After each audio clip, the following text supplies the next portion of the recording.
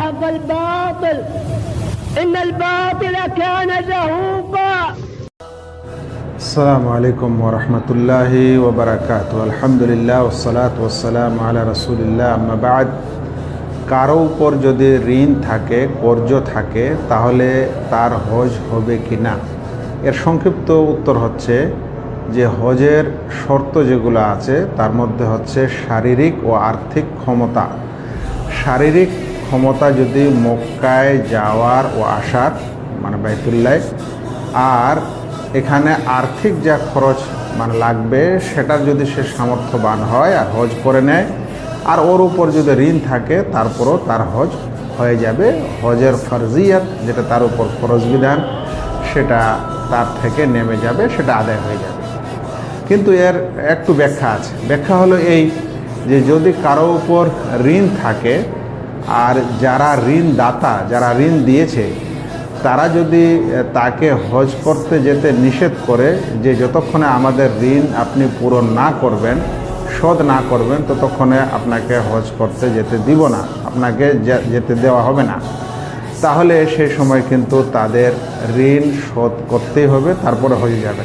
কিন্তু তারা যদি আপনার কাছে সেটা না চায়, মানে আপনাকে বাধ্য না করে, এবং আপনি যদি বুঝতে পারেন যে না আমি এসে দিলেও তারা মেনে নেবে, তাহলে এরকম সময় আপনার জন্য জায়েজ। এই ফতোয়াটি সৌদি ফতোয়া বোর্ড দিয়েছেন, 11 খণ্ড 46 নম্বর পৃষ্ঠা। তারা শেষে একটি কথা বলেছেন গুরুত্বপূর্ণ, ওয়াকাদ ইয়াকুনু হাজ্জুহু সাবাবা খায়রিন লিআদাই দুয়ুনিহি। হতে পারে তার হজ একটি ভালো উপায় হতে পারে তার কর্জ পূরণের জন্য। মানে হজ করে আসলে আল্লাহ তাআলা হয়তো তার ঋণ পরিশোধের জন্য এটি হজ করাকে একটি উপায় করে দেবে। উল্লেখ্য, যদি কোনো ব্যক্তির উপর ঋণ থাকে আর তার কাছে ঋণ শোধ করার পয়সা কড়ি থাকে, পয়সা কড়ি, জমি জায়গা ইত্যাদি, আর যদি তারা মানাও করে, আর আপনি যদি বলে যান যে যদি আমি হজে যাই আর যদি কিছু হয়ে যায়, আমার আশা না হয়, তাহলে আমার অমুক সম্পদ আছে ইত্যাদি আছে, সেটা আপনারা নেবেন, যতখানি আপনাদের ঋণ সেই অনুযায়ী এটা ওসিয়ত করে যাবেন, তাহলেও এই সমস্যার সমাধান হতে পারে।